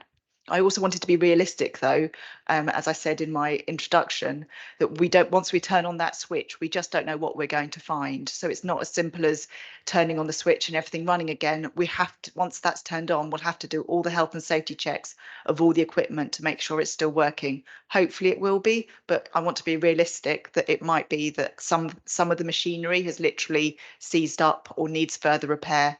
And so we're working to see what we can test now and what we will have to wait until there's high voltage to test when it comes back online. But all of that is definitely being programmed at the moment. Sorry, can I just come back with one? Do you have a contingency plan? Because that will mean that that pool has been out of function for a year or more. So do you have a contingency plan to be able to provide a facility for the community in the absence of the home one that we have here that's not running? I think we all recognise that there's a lack of swimming facilities in the borough. And when we last did some work a couple of years ago to actually make a business case for building another swimming pool in the borough, I think it was Sport England who calculated for us that we actually have a 40% lack of swimming facilities in the borough as it is. So we don't have lots of pools that we can redivert people to. So it's really essential that that very large pool is brought back into use as quickly as we can, because there just aren't other local facilities we can be diverting people to in the meantime. Okay, thanks. Councillor Connor, you have a question. Yeah, hi, thanks. So a couple of questions really. One is the frustration, I think, from residents that's always been highlighted this evening, but the bit that I was getting was the lack of communication between residents were just asking what's happening when the pools were shutting, and no one seemed to quite know. And it was just, I think, quite frustrating, and people weren't sure what services they could use. Could they be directed somewhere else? And I think that goes across both sites. So I know it's been a lot worse. But for myself, just because I get the emails from Park Road, so I do know that there's a huge frustration. So is there any way we can improve that communication between Fusion, the council, I don't know whether it's Thames Water, I don't know who else needs to be added into that list, but just so we can get as councillors, and then we can at least tell residents what the latest updates are. The other one is that, as already been mentioned, the time taken for these services potentially to come back on. The risk obviously is around the Marcus Garvey sort of service centre and library as well. And I think there's a creche, a little nursery on that site. So it's leisure centre, but it was also other services as well. So again, it's unpicking that now. And that's going to go to my final question, is at 4.3, you seem to be alluding to reviewing this contract. In fact, you actually say you are reviewing this contract. So what actually are our options as a council? Can we actually do something with this? Have we got the resources to, maybe bring this back in house, or, look at another provider? I mean, I'm not asking for confidential information, obviously, but I am asking, is there anything that's on the table that we can realistically do as part of this review that you've mentioned at 4.3? Thanks.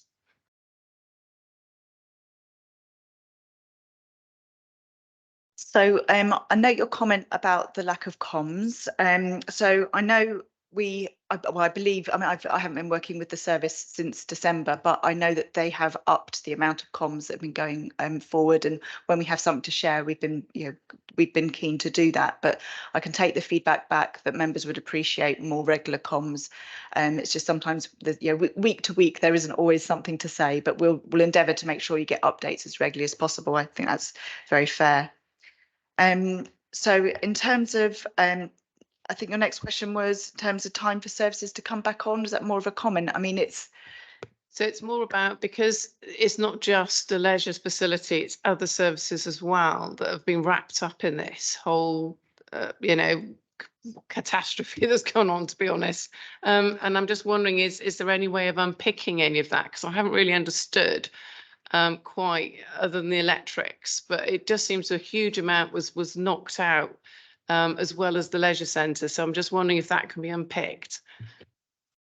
so some of the services, well, obviously, to begin with, all of the electricity to the building was lost. So obviously that impacted every single service that was taking place in the building, including the nursery, the customer service centre and the library.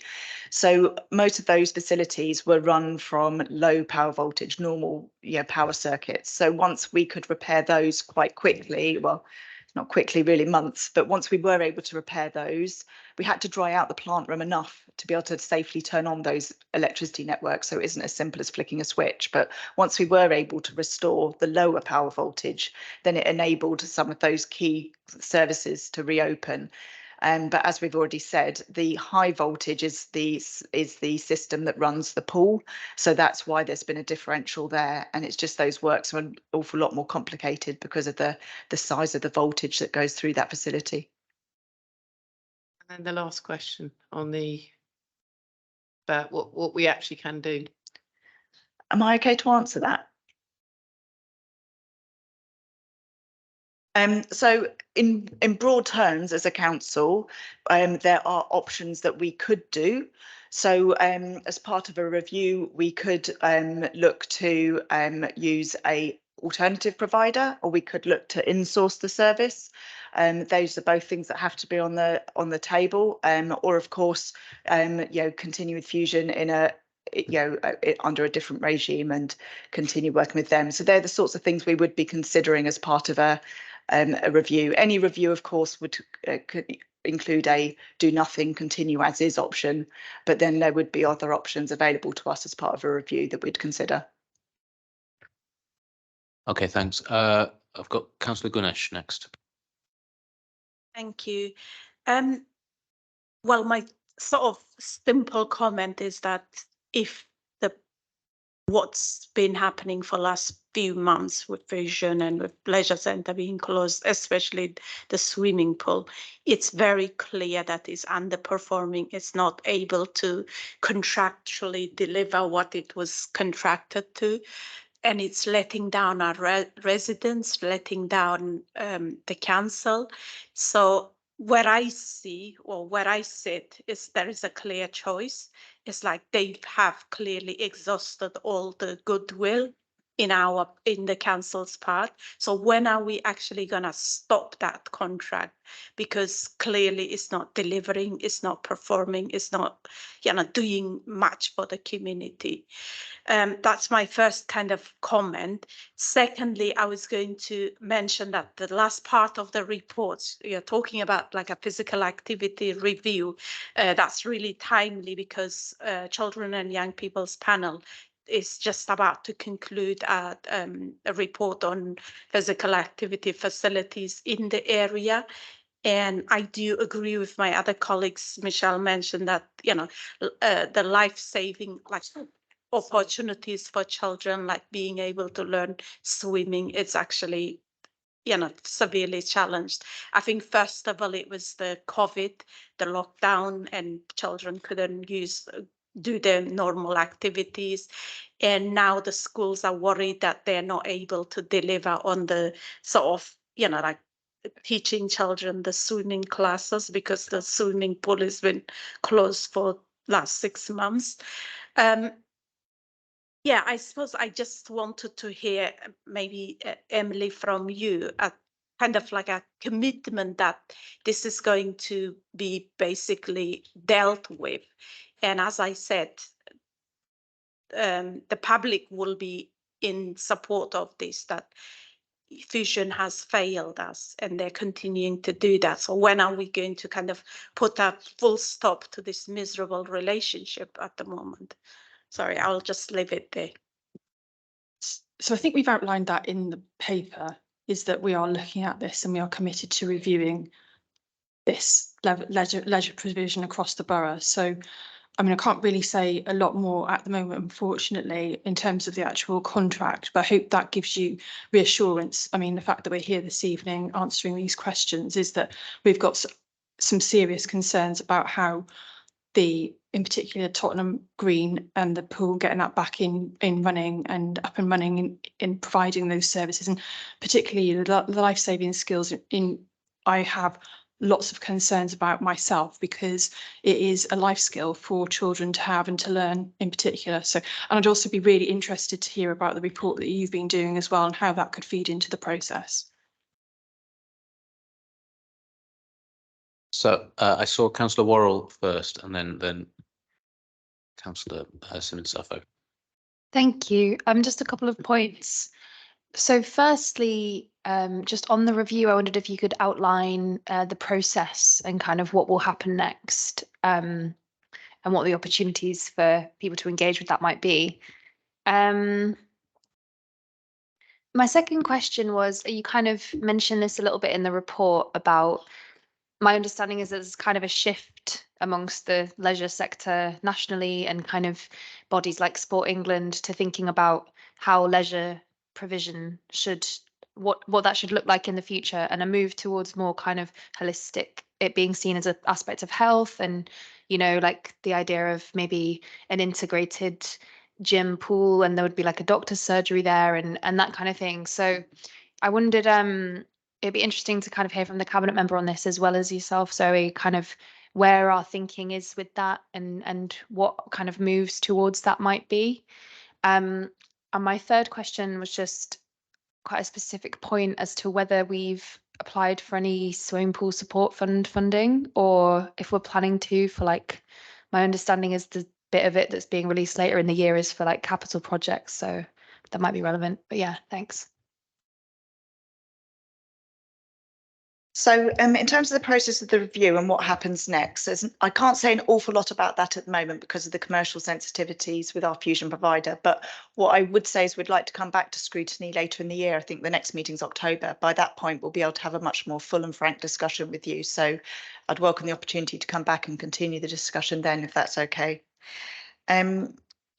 Would you like to answer the question about the more holistic side of things? And shall I do the last one first and then give you that one? So in terms of the swimming pool support fund, we have looked at that. And I believe when colleagues had a look at the amount of support that was available, it was equivalent to running the pool for just a week or two in terms of the actual amount of money available when it was divided by the number of facilities that'd be applying for it. So although we'll always look to apply for whatever funding is available, it's not always going to be the magic wand that we initially hoped for, but we are always looking out for what grant funding we can use to support our services. So I think in terms of the health and wellbeing strategy, what this allows us to do really is to look at the residents' needs in terms of the services that they would like provided at those leisure centres, and more widely as well, actually, not just at the two main leisure centres, but the other sites that we've got across the borough, and for it to be a lot more responsive to, so user-led and more demand-led, which at the moment is quite restrictive in terms of what we're actually able to do, because they're both run, the sites are run by Fusion. So it allows us to be a lot more responsive to user needs.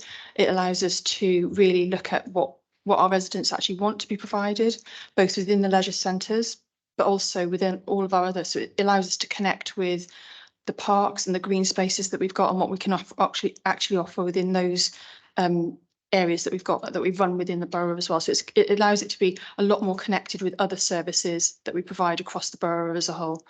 So I'm just, in terms of my kind of my day job, I work at the Royal College of Paediatrics and Child Health, and I know the importance of tackling childhood obesity, but also mental health, which is another really big issue that our young people are facing at the moment.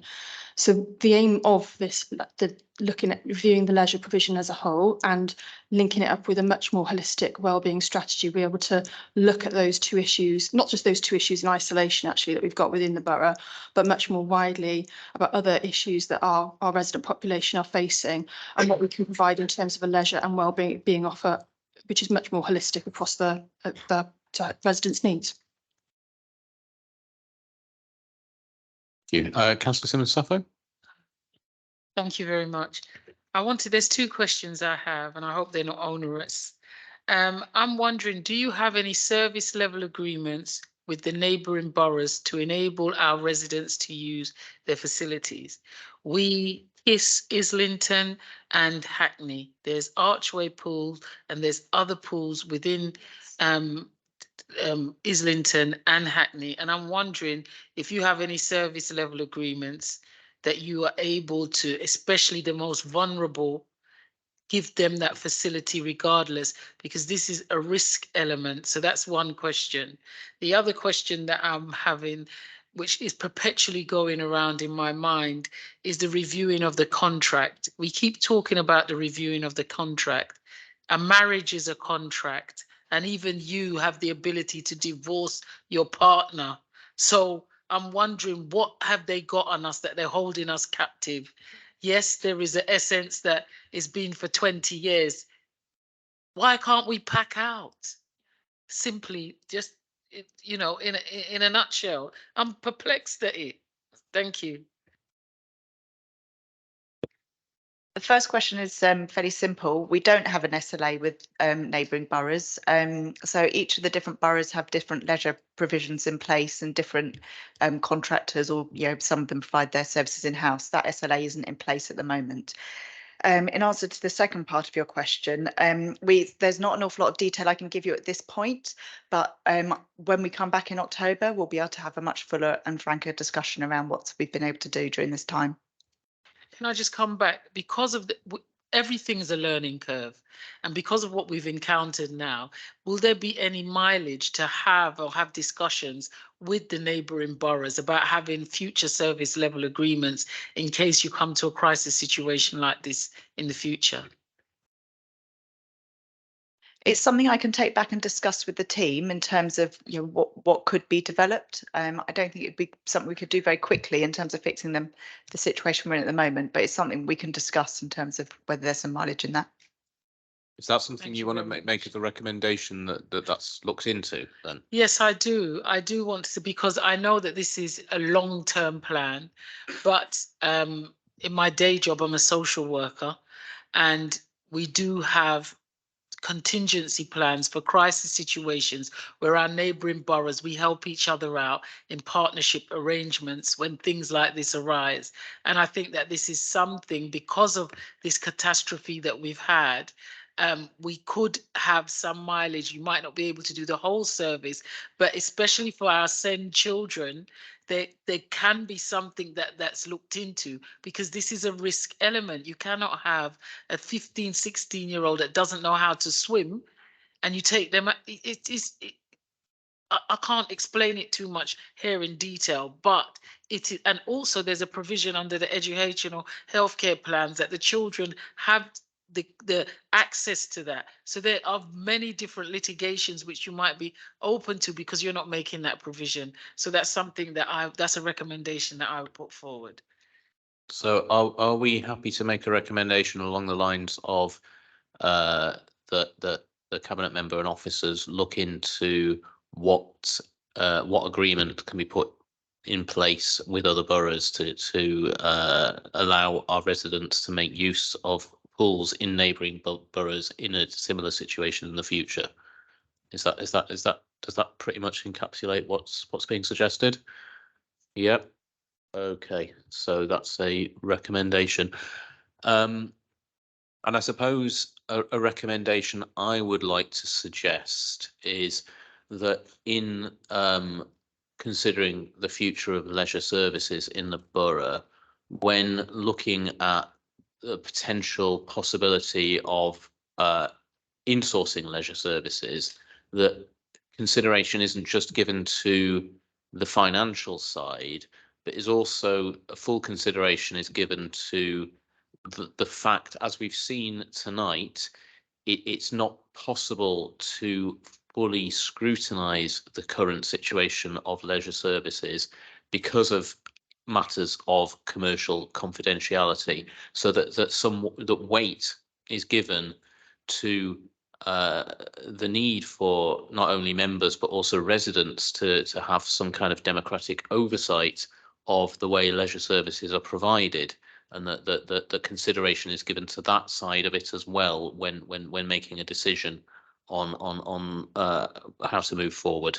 Sorry if that was a bit wordy. I'm sure Philip can put that in a much more concise format. Are we happy to make a recommendation along those lines? Great. Okay, so that's 2 recommendations to come from, and assuming that there's no more questions from members of the committee. So Sorry, Councillor Parnell. sorry, one last thing. I understand because we've split off is it New River already? So I'm just wondering, is as part of what you're looking into, is there, and I'm not sure if there is, but is there scope for looking at individual, because some things seem to be working better than others, or maybe learning from what works well. So it's just really, how we're going to go forward with this whole offer, because we've already split as it is. So it's really the pros and cons of doing that. Thanks. We absolutely would want to look at the success of the insourcing that we've already had at New River as part of a future review. So that would definitely make sense to us. Great, thanks. Oh, apologies. I believe Councillor Bevan is in the meeting online and has his hand up. So please, Councillor Bevan, if you'd like to ask your question. Yeah, well, a couple of points, really. I think there could be much more publicity given to the fact that residents can go to Enfield or Edmonton and use the fusion facilities there, which I do. I don't think many people know about that. There are swimming facilities available. Also, in the report, it wasn't mentioned about Broadwater Farm. Now, I know that's a very small centre, but the showers at Broadwater Farm have not been working for about 9 months, and that's a really poorly maintained small unit. And I'm just a bit concerned that seems to have been omitted from the report. And then just an observation for the officer who said she was quite new. I mean, for many, many years, there's been constant complaints at Tottenham Green about the temperature of that pool. The temperature goes up and down. Sometimes it's freezing. This was before the energy crisis. So I'm just making the officer aware of that, because there might be an opportunity to address that issue while the place is closed. And then my final comment is, I thought that was a really good report, apart from the emission of Broadwater Farm. I thought the report from your officers was absolutely excellent. Thank you.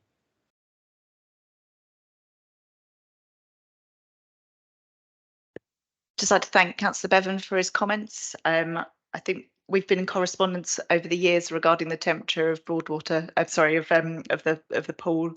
And I think I just note that I did used to manage the fusion contract. I just went away on secondment for 2 years during COVID. So although I'm only recently back working on this, I have got a long history of working with fusion in the service on this. So yeah, it's nice to talk to you again, Councillor Bevan, about the temperature of the pool. Sorry to hear that those problems never really got to the resolved.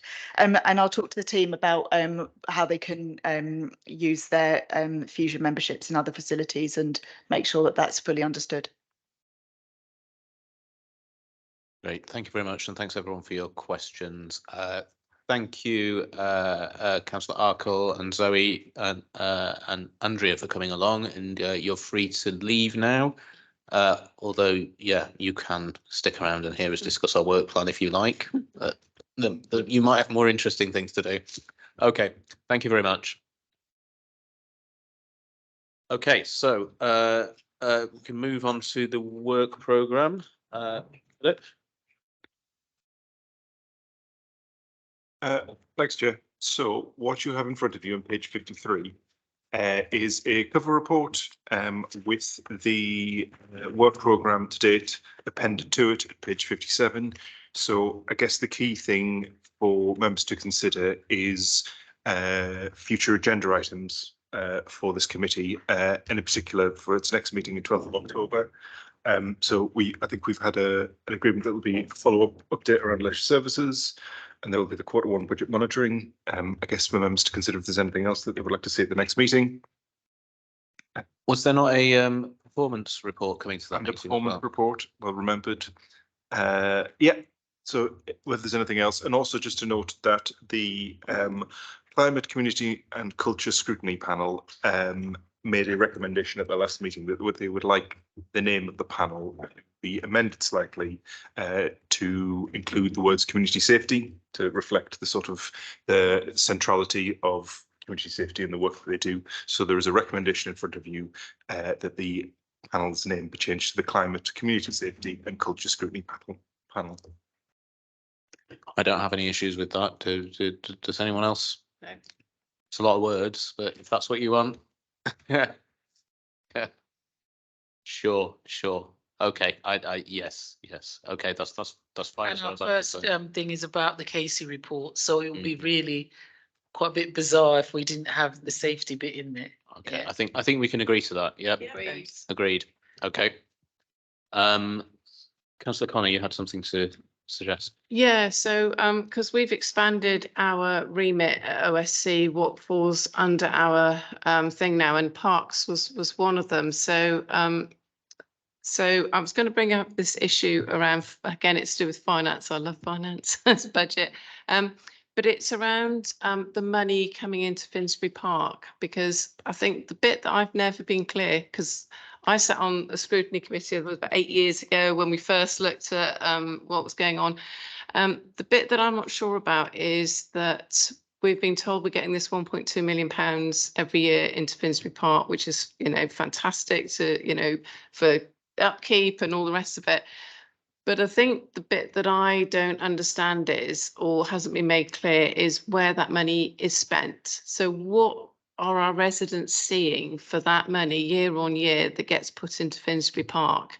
So for that amount of money that's going in, what can we show as a council? So what can we turn around to residents and say, right, okay, because of this money, every year we put £200,000 in, and now at the end of 6 years we've got a netball court or whatever it is. But also it's about understanding, is there any remit for councillors to have, or residents to have, about priorities? Because way back when, I remember there was a real push for sort of different sports, and different councillors were saying, well, netball's really good because a lot of women will come and girls and women will come and do netball, that they wouldn't necessarily do other sports. So anyway, it's just really looking at it, but purely from a finance perspective about the money.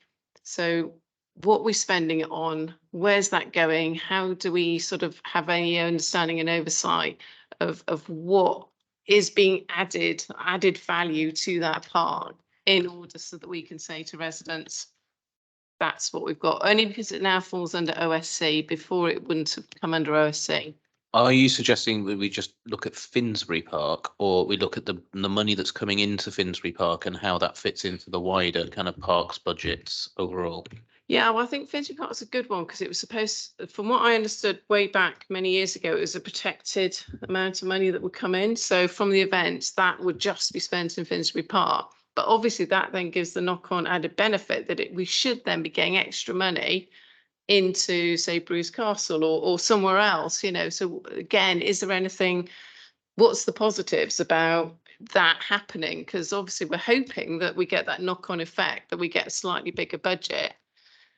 Or is it the fact that we've had to cut the parks budget, and actually only Finsbury Park is getting this money, and all the other parks are a bit of the poor cousins in this? I genuinely don't know. So I think it might be useful for OSC, because it's health, leisure, it goes across health, it goes across access, and COVID, parks are so important, the children's services and environment. So I think it just sort of covered quite nicely, and what we're doing with it. Okay, thanks. Councillor Worrell? Sorry, Chair, really Can I just clarify? So what we're talking about is the income from major events in Finsbury Park, right? Okay. Were you thinking a scrutiny review on this, or are you just thinking of this as like an agenda at a future? I was going to start as a one-off agenda item, just because we don't know. It could be that we all come and look at it and go, oh my days, right, okay, so now we need to do something. Or we might just go, do you know what? Brilliant report. We now completely understand. We understand how residents engage. Do you know what I mean? So I think we should just do a agenda item first to see where the land lies. And then if it's worth scrutinising in more in depth, perfect, because we're all here as the chairs. But if not, you know, if we're all happy with, I don't know what, but that's just my suggestion. It's just a thought. I'd be interested in that. I mean, I think a focus on just Finsbury Park, if it were to be a wider piece of work, seems a bit narrow. And I think I like the idea of looking at the impact that our funding decision, well, it was a court case, but like that the funding parameters have on our parks provision generally. Like you say, kind of, it would be interesting to know what is the impact on our smaller parks that we fund Finsbury Park in this way. Is it actually a good thing or a bad thing for them? I mean, you would hope that the answer about, you know, what is the breakdown of that money that's spent and what have we actually got for it should be fairly simple to answer. But let's see. I second what Councillor Worrell said. I think that we are front facers to the community, and they do ask us those questions.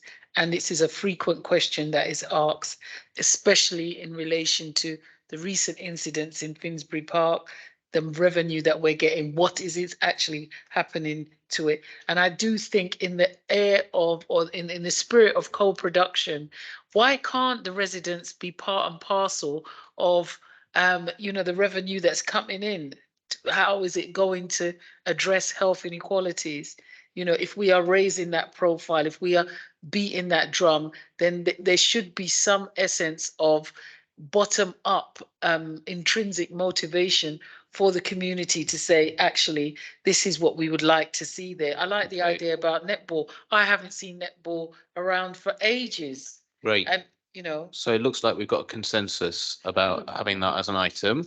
That's good. I'm just noting that sounds like 4 substantive items now. That might be a slightly too much for one meeting in October. Yeah, so we've got 2 meetings quite close together, one in mid-October, one towards the end of November. So maybe if we move, I don't know what people think. I was going to suggest that maybe we shift the leisure item to the November meeting. Would that make sense? And have so we've got the performance report, the Q1 budget outturn, and we've got the elections one, the elections item as well. so you get that one with those 2 to November. I think we want the performance. I think we want the Q1 performance report in October, don't we? I think we want the finance update in October as well. So the question is, do we want? So then we've got 3 more items: elections, leisure, and parks. We need to pick one to have in October and push the other 2 back to November.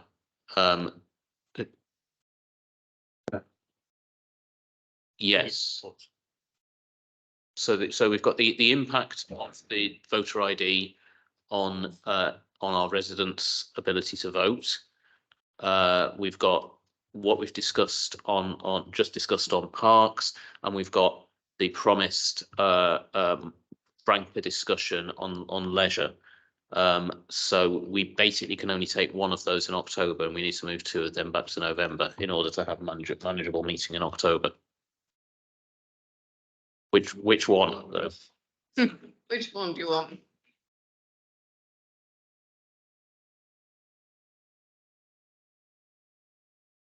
Yeah, no. Yes. We're not going to drop. We're just going to push them back to November. Yeah.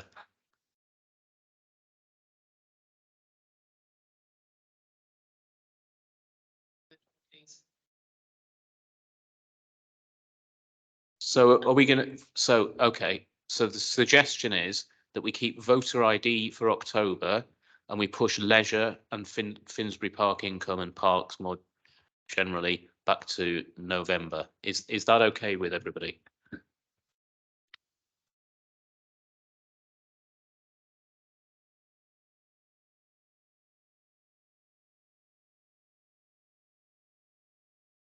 Yeah, yeah.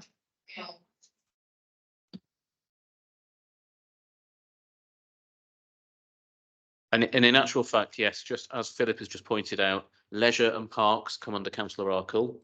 Yes. So better to have them at the same meeting. Whereas elections and voter ID come under Councillor Carlin's strategy, which comes with the finance update. So I think that works well. Very good. Okay.